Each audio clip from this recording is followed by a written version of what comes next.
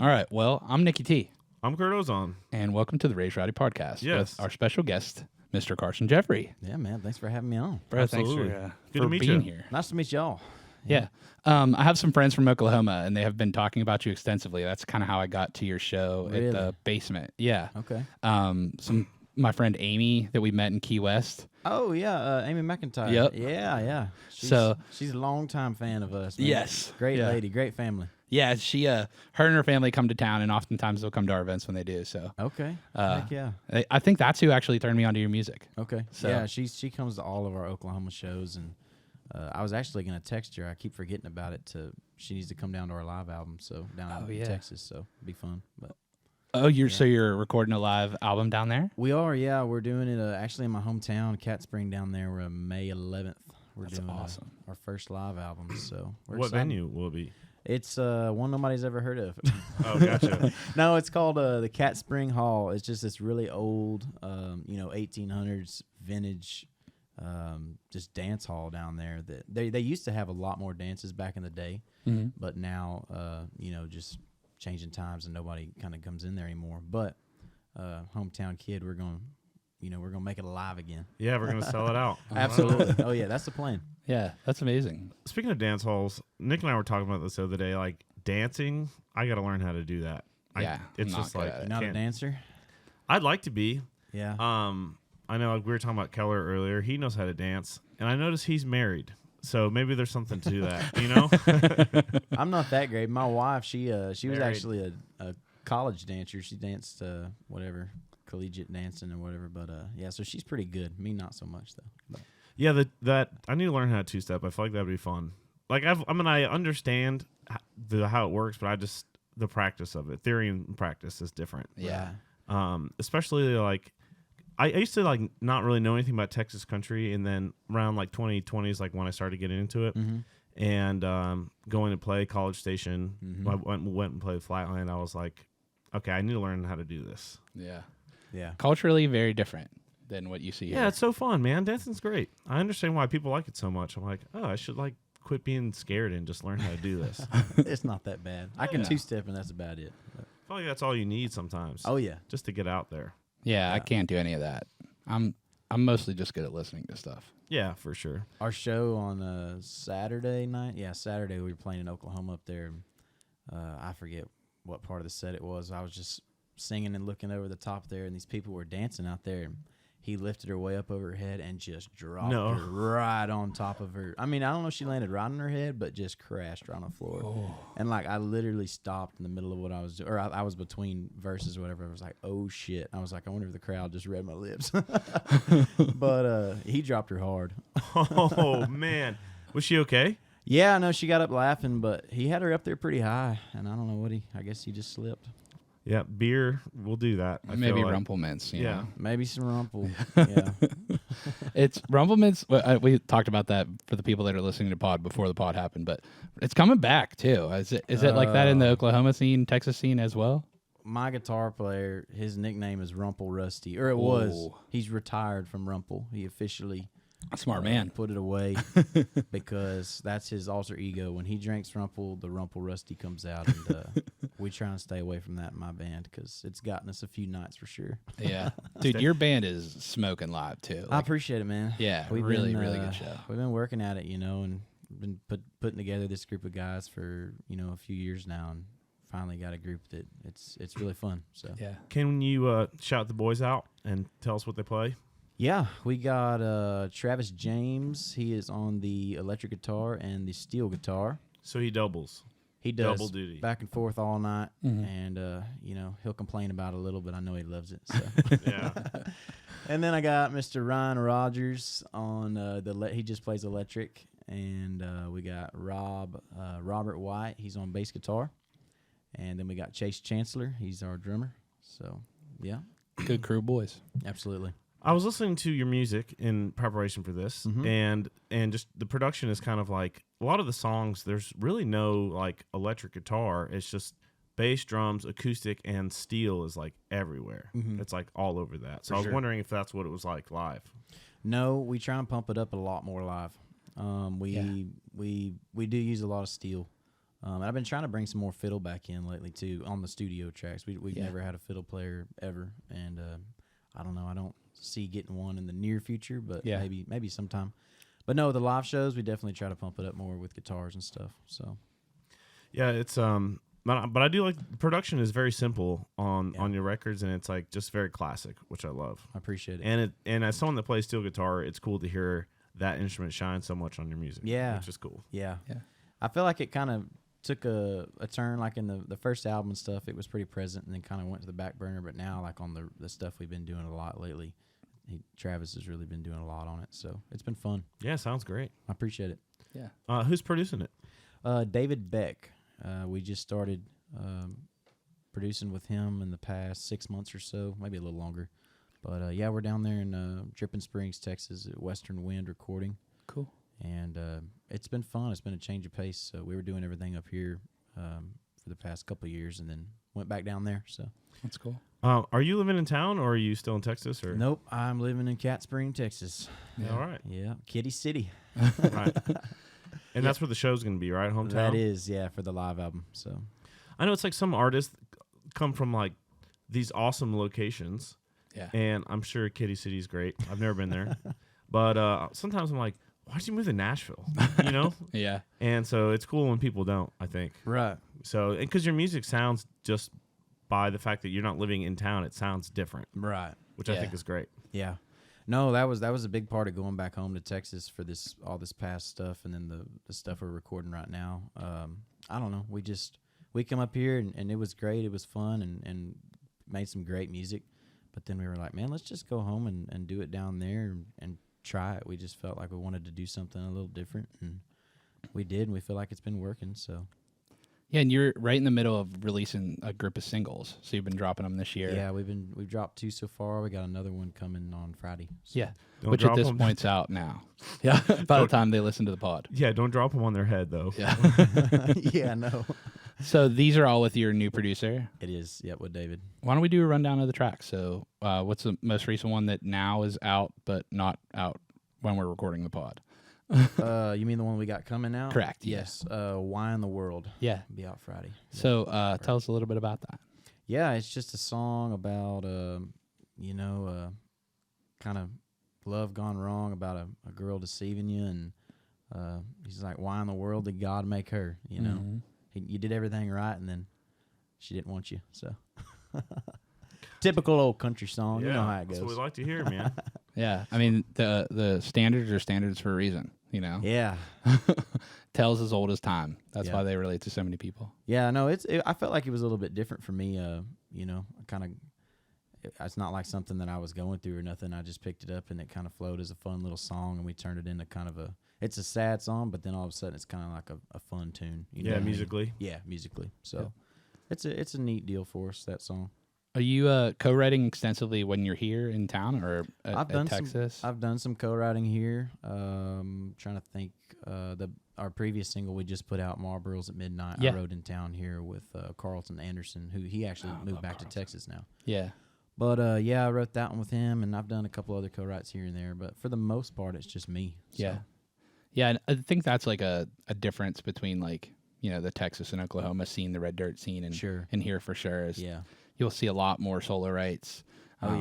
In that space, just because there's so much space in Texas. Everyone thinks about the Texas scene, but Texas is like half the country. Yeah, you know, you want to go right with your buddy, you got to drive 5 hours to go right with him. So here you just go across the street. Yeah, exactly. Yeah, we kind of get spoiled being here in Nashville, and the songwriting scene is like to think about that stuff. But I remember like I had William Clark Green on the podcast, oh gosh, I guess years ago at this point, but hearing him just kind of talk about that, where it's like there's group text messages of songwriters and like stuff like that is kind of like how you keep connected. It is. I've been in a couple of those, but it seems like after about week 3 or 4, they kind of disperse a little bit. Yeah, it's hard. Keeping anything running is hard, you know? It is, yeah, especially with, busy schedules and everything. Whenever those deals where it's like you try to send in a song a week and you got all those guys in there, it's hard to do. It's a lot on the plate. How many shows a year are you like averaging? In the past couple of years, we've done 80 or so full band, maybe a little bit more. That's a comfortable amount. Yeah. But it's kind of we're kind of in the middle point of transitioning, so we're getting back into it. So cool. And I know, like, you know, from your story that I've read up on is a little bit different than a lot of people that are on the road. Like, sure, your weekly life is a little bit, you know, more traditional country, maybe Texas than that. Why don't you give us a little rundown of that? Sure. During the week, I mean, we get home on Sunday, and like I got home this past Sunday, and I went and saddled up and ran some calves all afternoon. I'm just a rodeo kid. I grew up rodeoing my whole life, and you know, I don't get to compete at the rodeos much anymore because we're on the road every weekend. But I've got some young horses at the house, and I still enjoy during the week, Monday through, you know, Wednesday, I'll rope at the house as much as I can and keep them in shape to where every now and then when I do get a chance to go enter somewhere, I can still go do it, you know. So, yeah. I know when we were on tour in Australia, Kojo competed over there. I saw some videos of that. That's so crazy. Yeah, they were team roping over there. Yeah. Yeah. And him and Jake, I think, are both cowboys on that band. So yeah. And I mean, don't quote me on this, but I think they're the only guys in the band that wear like the hats on stage. And I think that's like a rule or something. Well, it's like you have to actually be a cowboy to wear a cowboy hat. You have to like rope and ride and all that. Yeah, I got to go out to their show in Vegas at the MGM this year. Dude, awesome. How good was it? Oh, it was crazy. Yeah, I haven't seen Cody Johnson before that show, probably 5 years or so, 4 or 5 years or something. So to see all that, the change that's happened there, it's crazy. And got to talk to Jake for a long time. Yeah. He told me to come out and rope, so I need to take him up on the offer. Hadn't had time to get up there. So. And now their sets, they've got all those hits now. Yeah. So, which is really cool. Yeah.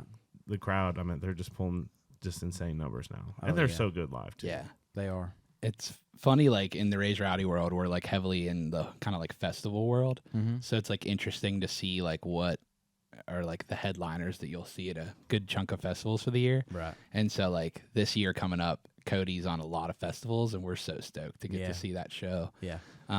Look, you know, we get to see some shows that we haven't seen before, but getting to see some that you have seen and you really enjoy is my favorite. Oh, yeah.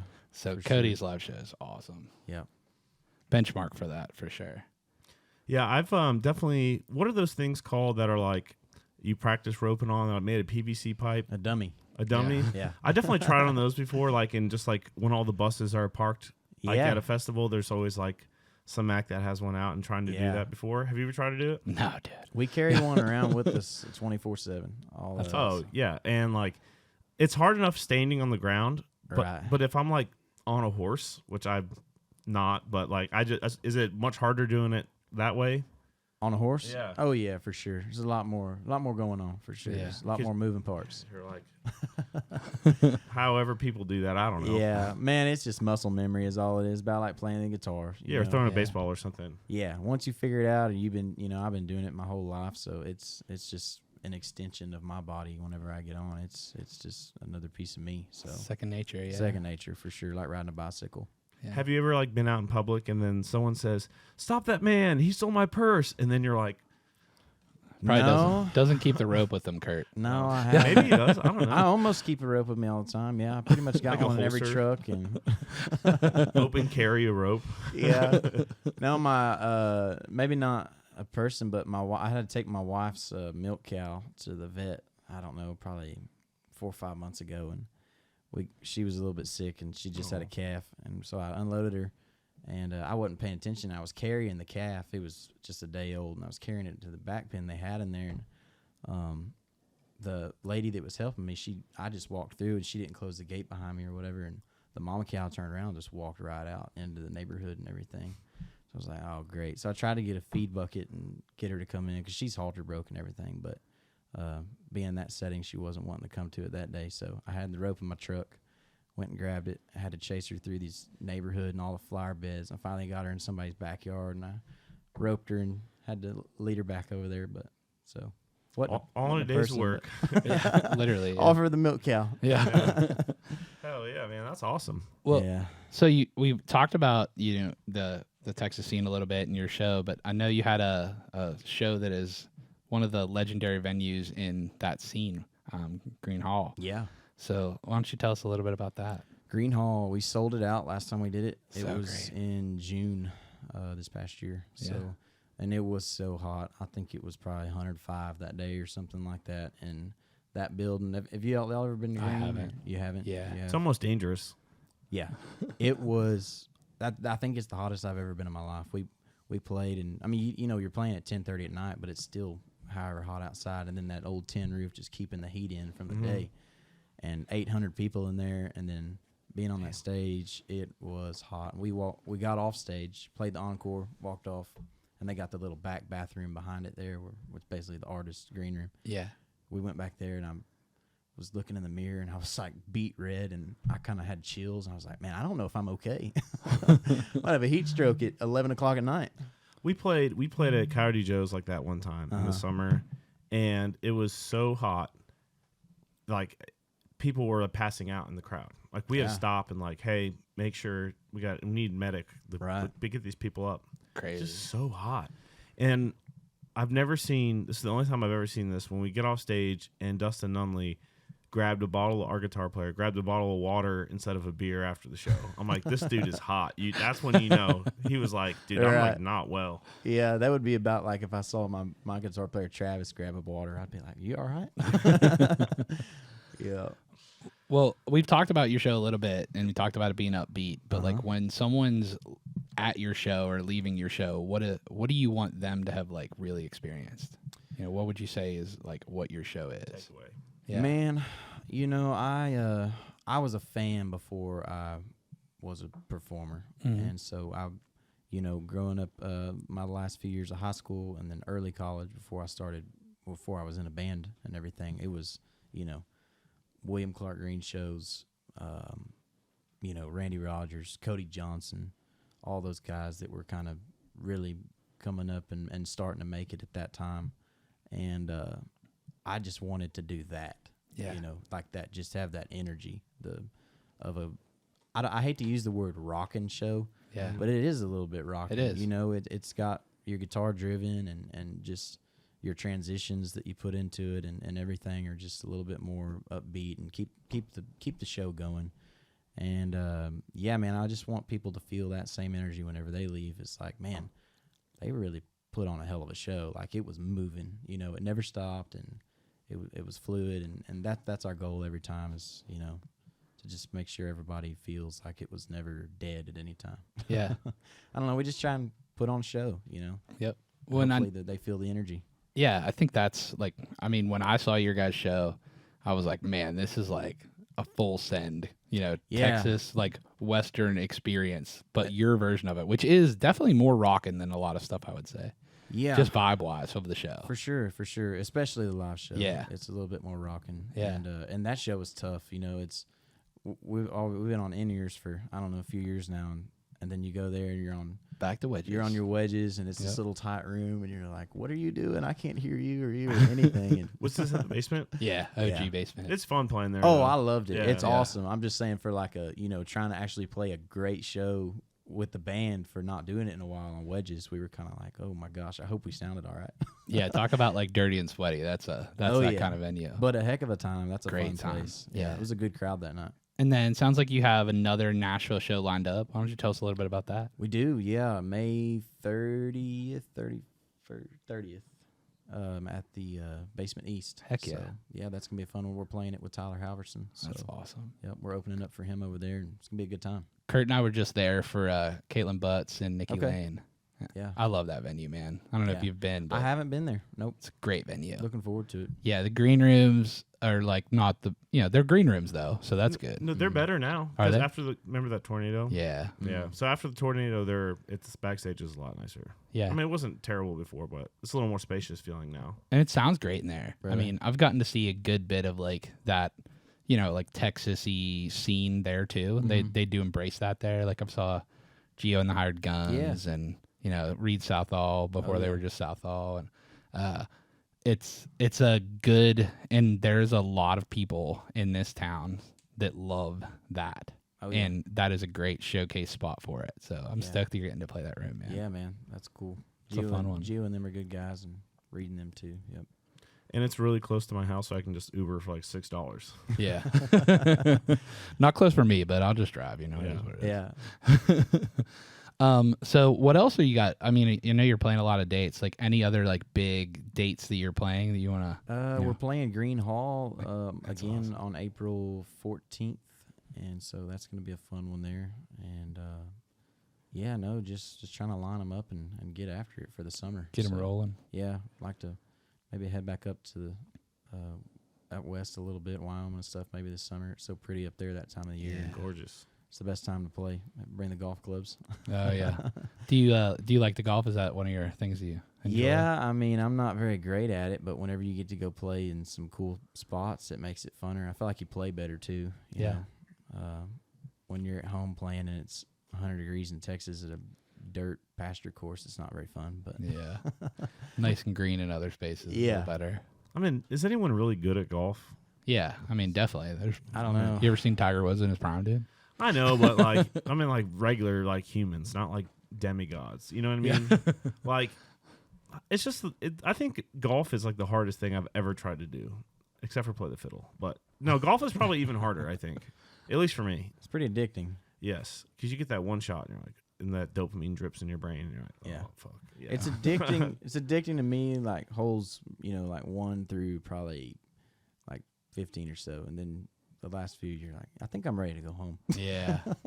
It's funny, like, I'm like a NASCAR race. I'm like, I like the idea of a NASCAR race, but once I'm about, you know, maybe like 40 laps in, I'm like, where's that beer truck at? Yeah. You know? Where's the cart, the beer cart at? Yeah.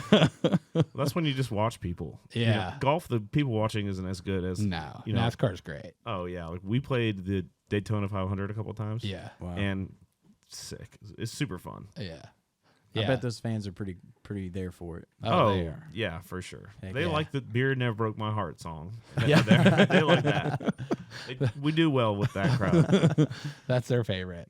That's funny. Why don't we talk a little bit about like some of the artists, whether they're country or not? You know, you mentioned some of it, but some of the folks that like really help craft your like thing that you love and why you love music. For sure. I always tell people that in the beginning, like really young, it was Cross Canadian Ragweed. Yeah. My uncle burnt me off like every CD they had made up to that point whenever I was probably, I don't know, like 8 years old or something. Great. And we had gotten a new truck at the time where you could load like 6 CDs in at one time in the back seat or whatever. Yeah. So I'd had all of them loaded in with my headphones. And every time we go to town, like that's all I listened to was Cross Canadian Ragweed. And still a huge fan of them. We've got to open up for Cody and them a few times now. That's so great. But yeah, I know them for sure. And then ZZ Top back in like whenever I was really young. Mm-hmm. My mom's uncle, my grandma's brother, when they did their worldwide Texas tour back in the 70s, I think it was 70s. It's a great name for a tour. Yeah. Yeah. They took all these animals with them, like longhorns, buffalo, all this stuff. They took them on the tour with them, and they had like this that's whole cool. fair with every show. But my uncle was the one that he owned all those animals and trained them all and went on the road with them, and they parked all the buses and trucks out at his house in Houston whenever they're back home. And so my family's always been big ZZ Top fans, and so I kind of fell into that at an early age. And after that, though, it was kind of Chris Knight and Ryan Bingham, and then I moved into guys like William Clark Green and stuff like that, and that's when I really found out what the scene was and everything. Bingham's crazy too. I remember seeing Bingham show live and then seeing it when it was like at a spot where he had his crew with him, and like understanding how much the lighting and like how much that vibe is a different thing, you know? Right. Like I just got to see him like in a little club where it was just what it was, you know? Yeah. But when I got to see like his production, I was like, damn, this is pretty special. Yeah. And the music always been special. I've loved it since I first heard it. Oh, yeah. I've been a big fan of that since a family friend of ours introduced me to him. I was real young. And only place I've ever got to see him, though, was at, like you're saying, a bigger setting. Yeah. At Whitewater in New Braunfels. It's a cool spot. Yeah. I played there before with the river in the back. Yeah. Everyone floats it during the day. I know. Yes. That's definitely a bucket list for us, too, to go jump in the river. So, Yeah. Oh, yeah. yeah. Any other bucket list spots that you'd like to play? Maybe we have some promoters listening that'll book you. Man, I think the goal for me, being a Texas boy, would be the Houston Rodeo. Yeah. That's just, I grew up 45 minutes from Houston, and or at least to the outskirts of Houston. And, I've been going to that one to that rodeo every single year since I was born. Yeah. And been watching Kenny Chesney there. I don't know how many times. Yeah, Kenny Chesney too. I forgot about that one. Yeah. That was a man. Whenever I was little, I was up there singing karaoke Kenny Chesney. So, but now Houston Rodeo, that's my ultimate goal. Yeah. What I is heard it? 65,000 people there. Shoot, I don't even know. It's a lot. 70 maybe. I heard big. I think, don't quote me, but I think Parker was saying in an interview, he was like, he's played the Houston Rodeo. He's like, everything else is just icing on the cake. And I kind of feel the same way. Like being from Texas, like that's kind of the ultimate goal there. Yeah. It's a lot of people. Yeah, and it's crazy because the way the stage works at the Houston Rodeo is that the stage is in the middle of it. So and it spins. Yeah. So you're on like we played it, and so you're on stage, and it's just spinning around very slowly. Right. And they bring you out in this truck, and so everyone is cheering when you're in the bed of this truck when they bring you up to the center thing. And I felt like a WWF wrestler or something. You know what I mean? Like from the corners, Luke comes. Oh my! And everyone's. And I'm like, they're cheering for him, not for me. But I'm like, I still kind of feel like a Beatle or something, Yeah. You're not Ringo, but yeah, I'm like, the producer or something. Yeah. It's just an awesome atmosphere. Oh yeah, when the lights go out and it's showtime there, you can almost feel the air change in that building. Mm-hmm. So it gets a little cooler and you start getting the chills a little bit, and then the fireworks are popping, and then like you said, here comes the car out of the tunnel. It's a pretty neat time. Who did it this year? Shoot, everybody. Yeah. Kojo, did Jelly do it? Yeah, Jelly did it, right? I think so. Yep. Yeah, I remember seeing Lainey something. Wilson, I believe, was there. Yeah. Yeah, I know. Oliver Anthony, I think, did it, and a bunch of other people. Yeah, I think it's right at a month long, and they got a person every night. It's crazy. Yeah. And not all country. There's some other genres yeah, too. they got. Oh, really? I didn't know that. Oh, yeah. Yeah, they have big pop acts. And all over the place. Like Olivia Rodrigo. Yeah. Yeah. Whoa, cool. Yeah, Yeah. stuff like that. I don't know if her specifically, but Yeah. I want to other say she acts did or do it. Maybe last year, I think. Yeah. I think she might have. yeah, It's a lot of people.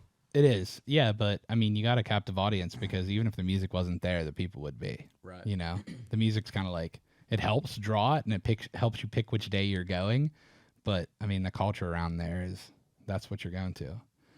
One of the things with someone that's been, part of like grew up in the like Western, like Texas vibe, how do you feel about that kind of crossing over into mainstream culture now a little bit?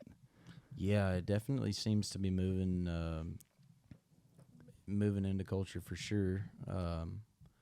It seems Yellowstone helped out quite a bit, sure. probably. Yeah. Yellowstone helped with a couple things too. I feel like it kind of introduced some more people to some Texas country as well. For sure. With the song choices they had in that show.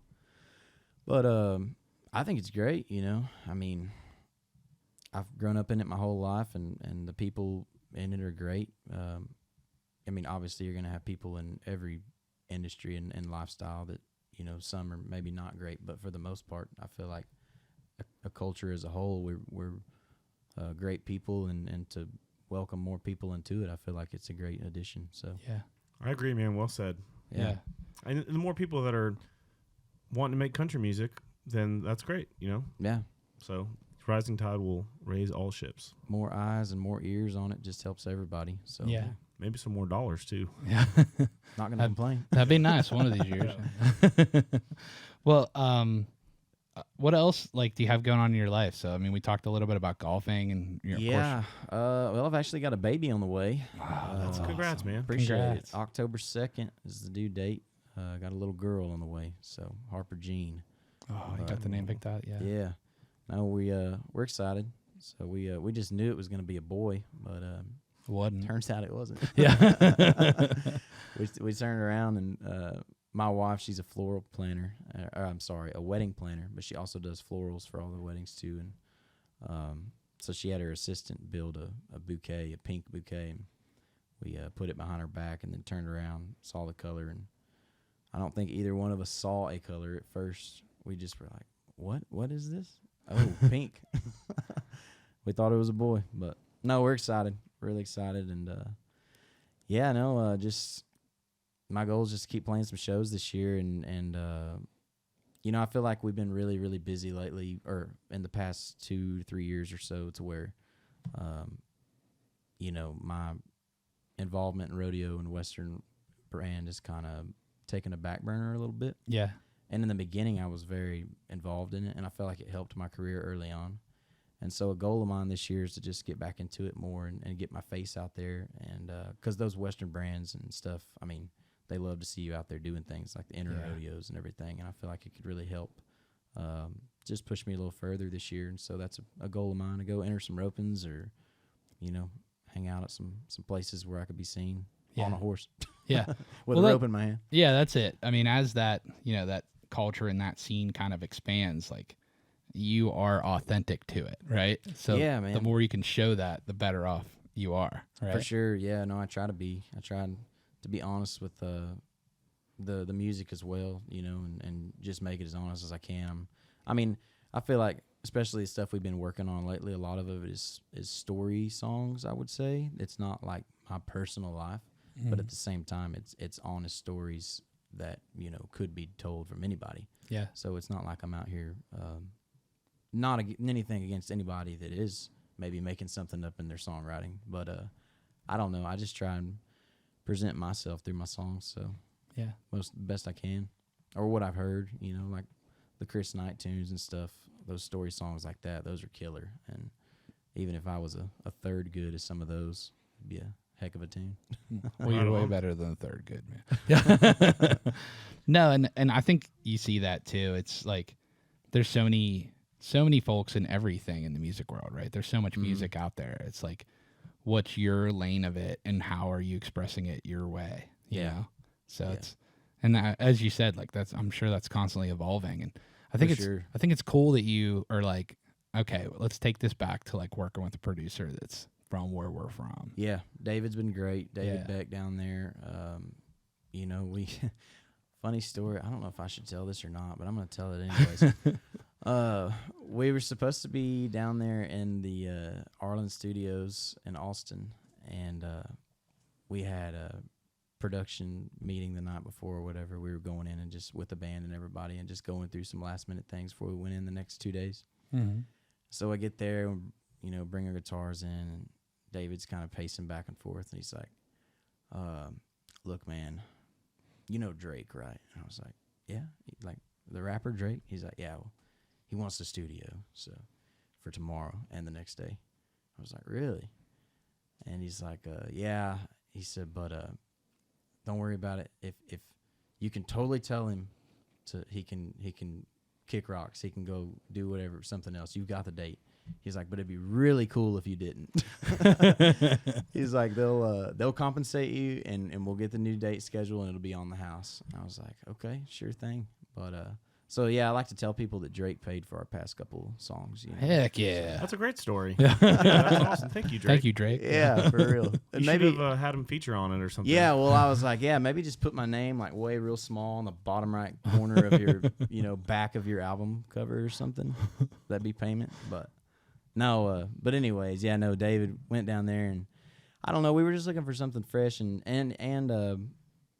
wanted to come back home and try it with my guys, my band in there. And, they really come a long ways the past few years as musicians and people and everybody as a whole. And we got in there, and we've just been working it out and just seeing what happens, without even really picking around on them too much on the road. I'm kind of not very good about having the demos ready in time to play them for a long time before. So, we'll pick around on them for a few days before and as a band, and then just go in there and really let the creativity come out in the studio. So it's been a great environment, and that Western Wind studio is a brand new studio down there. And so it's been just kind of us, and we've got plenty of time to just hang out and drink some beer and play some music. That sounds amazing. Yeah. That sounds really fun. Kurt does that a good bit. He'll head down to Alabama and do such things. Yes. Yeah. Barbecue for lunch or tacos or whatever, and then get back in the vocal booth and all full and sleepy feeling. Yeah. And you're trying to scream in the mic, and no, it's been fun though.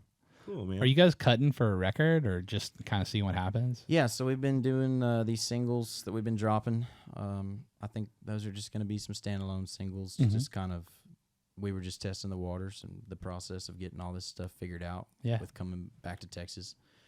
But now we've been working on a new album, and that's great. We don't have a date yet or anything, but we've got a few more sessions to finish up some things, and then really get into the fine combing of getting them cleaned up and everything. And I don't know, probably sometime this summer we'd hope to be putting some stuff out from it. So that's awesome, man. Sonically pretty similar to the singles or different?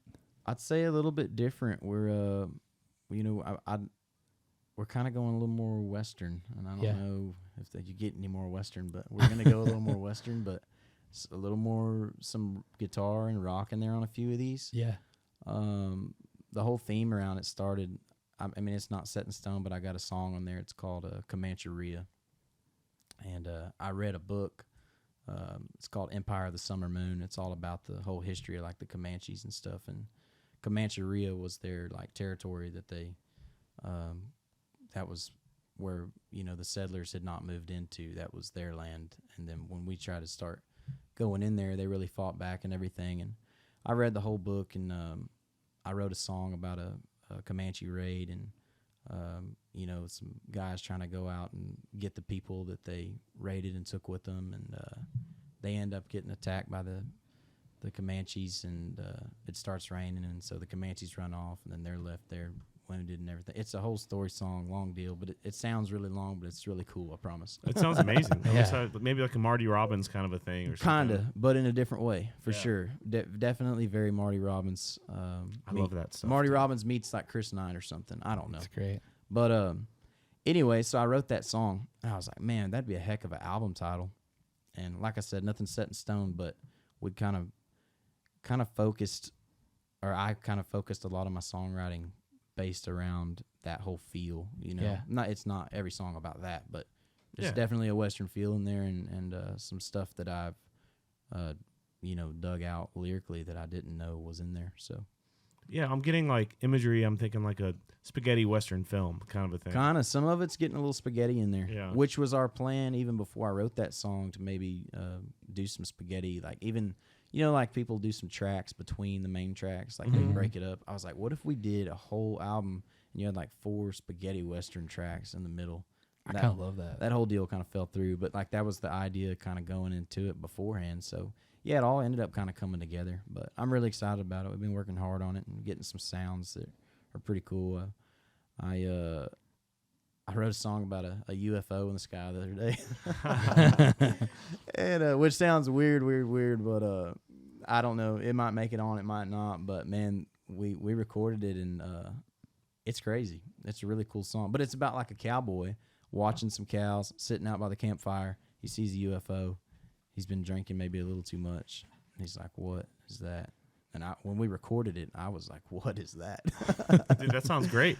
That's awesome. It's like a Roswell, New Mexico kind of a vibe. Yeah. So yeah, I don't know. I don't want to say it's weird, but it's got some weird stuff. But also, I think people are gonna be jamming it. It's catchy. Got some cool melodies and guitars and everything. So I mean, I'm excited to hear it. I'm too. I remember one time I was riding my bike as a kid. I was probably in middle school, and I had been out all day like playing hockey or basketball or whatever. And I was riding my bike around at night. And I look up in the sky, and I swear I saw a UFO. Really? And I was like, it's happening. This is, I had seen Independence Day. This is what's going on. And it turned out to be a blimp, but really? like behind some clouds. But it looked just like the saucer thing. And maybe I had been drinking a little bit or something. Was it a blimp, though? It was a blimp, yeah, for sure.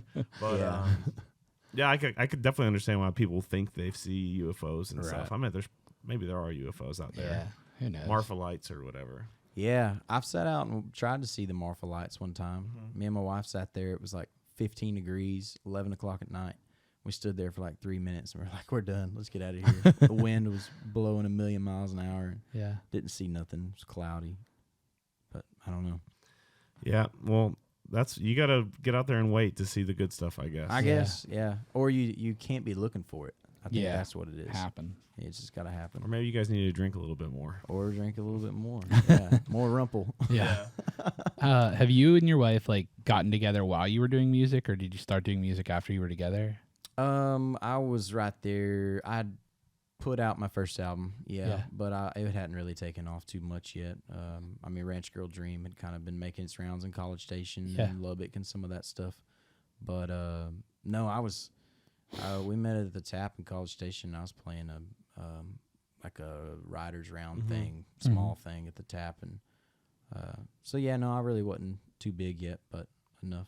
How do you feel about Hurricane Harry's going out of business? Crazy. Sad, huh? Yeah.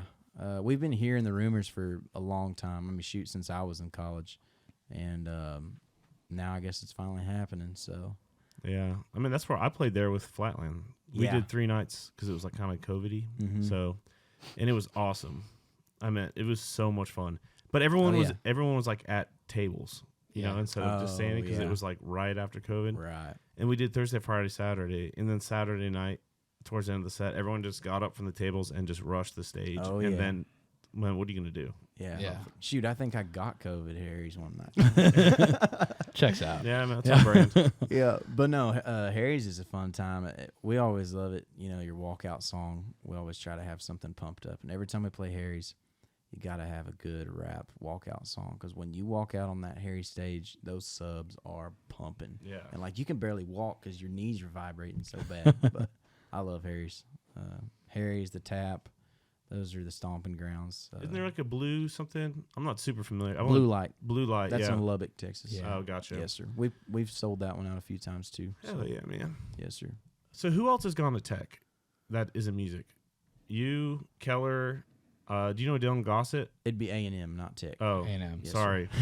I'm from Florida. So. Careful now. I know. Texas people would be. Well, I remember one time, Rob. I forget what we were playing. And Rob was on the mic at a Luke show and yelled out, "Go Tech instead of State" at somewhere, and he said the wrong one. Oh. And the whole arena was like, "Boo! Dang. Boo!" Okay. So, pardon my, thing, but You're good. So there's like a bunch of folks that come out of there, right? So College Station, we had Roger Krager back in the day, I believe, went to college or went to A&M, I think. A&M. Yes, sir. Texas A&M. Yep. Robert O'Keen, he went there. Lyle Lovett. No, I love Lyle Lovett. Yeah, both of them went there. They lived together actually. Crazy. When they were there, I think. And me, Jacob Stelly, Parker Ryan's down there in that town. Jordan Nix. That's just people all there going at it right now. But yeah. It's a crew. Shoot. Oh, Colby Cooper, I feel like kind of started out there in his early days. Yeah. With there at the Tap. I was there watching him play at the Crawfish Bowl back in the day, and we had no idea who he was, but that first EP was awesome. So. Oh yeah, he's great. We had him on the pod before. I think he was like 20 at the time. Yeah, he's a great guy. We played a lot of shows with him, and we kind of started at the same time, and obviously he took off. And it's been really cool to watch him do well. Yeah, man, I miss College Station. Those boys were good to me. Yeah, a little flat and inside joke, Yeah. So are you seeing your music work in the college towns in Texas? Because I've heard things where it's like you have to kind of be rocking now in some of those college towns. And your show, I think, has enough rocking in the show for that to like kind of, I think, seat itself next to that stuff that's maybe more traditionally rock leaning. For sure. I mean, yeah, I think Coe kind of went in there and disrupted everything in Texas to where everybody was like, man, if you're not rock, you can get out of here. Yeah. But no, it's been awesome. The college kids, they love it. College Station, San Marcos, Lubbock, Stephenville. Yeah. Those towns are great, and yeah, but also, I don't think it's too bad for people that aren't maybe necessarily as rocking, Yeah.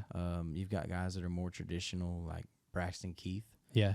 That I feel like's doing really great right now, and he's pulling great crowds just as much as we are. So, Yeah, but they do love a good time for sure.